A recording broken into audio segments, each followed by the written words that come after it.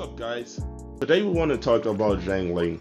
Right now she's level 80 and has around 1450 attack. She has around 1500 HP, and her overall stats, as you can see here, is 57% crit rate, 120% crit damage, 110% energy recharge, 15% pyro damage bonus, and 115% physical damage bonus. Right now I am trying to build her as a main DPS, which I can use in Spiral Abyss, and the weapon I use for her is the Crescent Pike.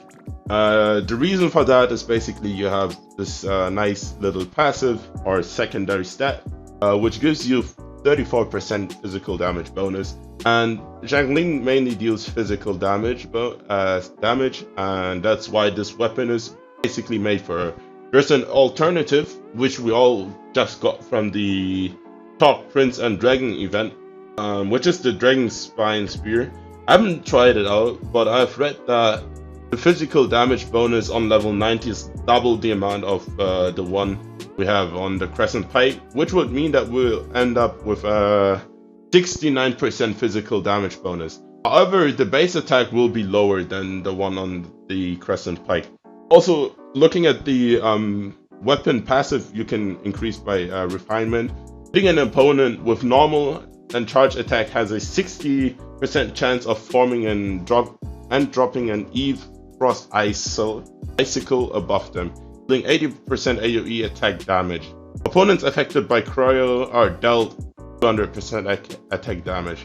So what this does is basically drop this ice from Dragon Spine on top of the enemies when you hit them. However, this ice is not cryo, so basically you won't apply cryo onto them. So you'd have to use a cryo pull arm user, which we don't have currently in the game, or you hit them with Kaya, for example, and then start attacking them, or hit them with Chongyung's E ability, and then you can proc this 200% attack damage multiple times. However, you will lose whenever you drop the Chongyun ice field. You lose all the physical damage bonus, since all the physical damage will turn into higher damage, and then obviously the bonus physical damage will not work because it's dealing cryo damage. So it's a very interesting trade-off, which I wouldn't do, because as you saw earlier, my Xiangling has around 115% physical damage bonus, and I would lose a shit ton of damage there. I wouldn't really recommend playing it with Chongyun just to hit that 200% extra damage. Now, looking at the artifacts, I got a bunch of good ones. Obviously, those are not the best ones. I can still get better ones, and I will try to get better ones. So looking at the flower, we have some pretty good flower. It's pretty balanced out, nothing too crazy on there. Some little crit damage, 13%, elemental mastery. If Goba or the Tornado hits onto some different element, the elemental mastery will help to increase the elemental reaction damage, and that's pretty great.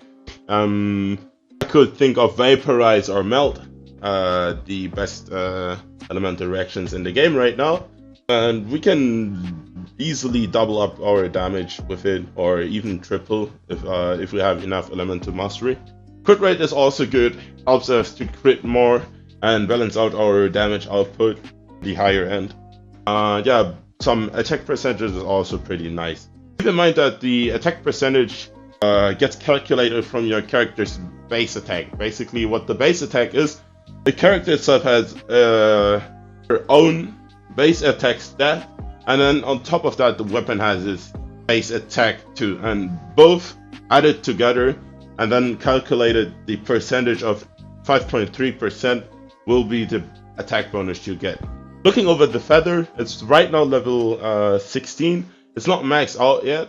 We got some energy recharge there, a bit of elemental mastery and some HP bonus, and crit rate. Obviously, this is not the best flower, but as most of us know who farm artifacts, the Crimson Witch of Flame set has probably the highest RNG in the game to get good stats. So if you see a feather like this, it's already top tier, even though it's not that great compared to other stuff I have. Now looking over the Sands of Ian, I just got this one this morning. I was actually lucky. Finally something with attack percentage and the fitting set, and also 28% crit damage, which is a good chunk of crit damage if you ask me. The defense is obviously unfortunate. We don't really need that one. Something like crit rate or attack percentage would be great there, but I don't really mind. I mean, 28% crit damage is already nuts, and a little bit of elemental mastery for the higher elemental reaction damage, obviously. Now looking to the goblet, of a physical damage bonus goblet with some crit rate and elemental mastery. The other stats are like always not useful for us, so if we get a better physical cup, obviously we'll exchange it.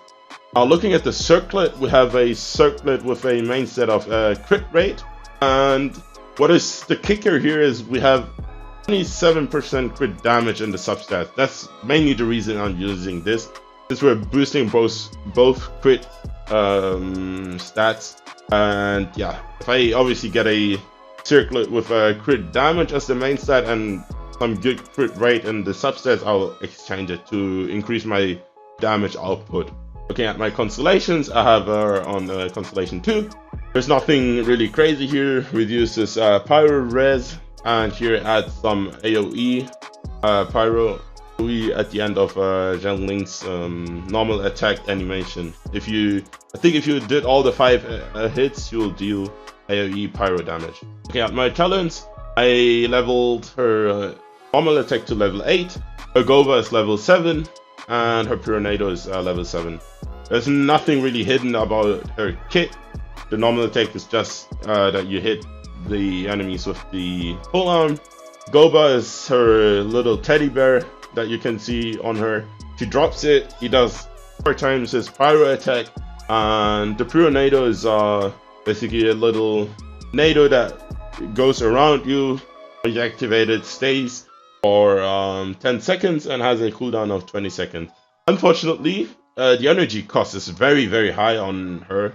I wish they would reduce it, because sometimes it would be great if they reduce the energy cost on her Pyronado. But as of now, it's 80, and 80 is the highest you can have in the game. And if you really want to use the Pyronado many times, you have to build her a bit energy recharge to be able to do so. Right now, it is basically impossible in Spire Abyss for me to pull out her Pyronado, as you constantly get debuffed and you constantly lose energy you have collected. And yeah, 80 energy cost is pretty risky. So if you want to use her for her Pyronado, you need to build energy recharge into her artifact. Now, how I like to play my Xiangling is in a combination with Fischl. She's the main DPS. You obviously can buff her damage if you add another pyro character into your team. It will give you 25% more attack. Keep in mind, the 25% more attack comes from your base attack, not from your overall damage. And you can combine both these characters very, very good, as Fischl can drop her Oz and deal passive damage, while Xiangling is out there with her SM Pike and deal most damage. Right now with this build, as we can test here on this Hilichurl, I'll deal around 2000 damage, depending on the attack amount of her right now. If we hit him again, this was a normal hit without a crit, 998. Hitting again, 998, and yeah, the crit 2000, and depending on the hit amount from her entire 5 normal attacks, will deal more or less damage.